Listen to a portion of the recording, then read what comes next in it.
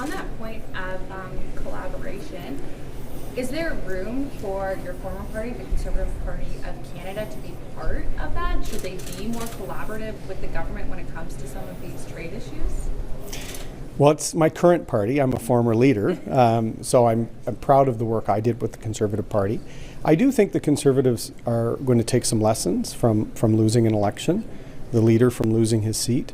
I think they've shown a degree already of trying to put Canada first. I know the interim parliamentary leader has suggested they'll work with the Carney government on issues related to resolving U.S.-Canada trade.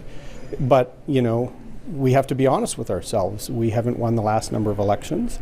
The Liberals changed one key part of their team and were able to win back the trust of Canadians. So we have to take some learnings from that, and I think collaborating on North American trade and defense and Arctic sovereignty and meeting our NATO commitments, those are all commitments I had made years ago. So the Conservatives in many ways have been out front on these issues. So now that the Liberals are advocating that, let's work together on that. When I asked you about the collaboration between the Conservative Party and the Liberals, you brought up saying that when you were Conservative leader, you would also talk about defense spending and other things that Mark Carney had brought forward, so maybe there's a path there. And I want to ask you if you think that if you had still been the leader in this last election, if you think you would have been able to beat Mark Carney. You know, I can't sleep every night thinking about that very question. Look, I'm not here to relitigate past battles. I'm a proud Conservative, but I've also been proud of how Prime Minister Carney has performed so far. With the U.S., a country I worked as a senior lawyer for one of their leading companies. I served alongside Americans when our Navy sailed and visited American bases as an Air Force officer.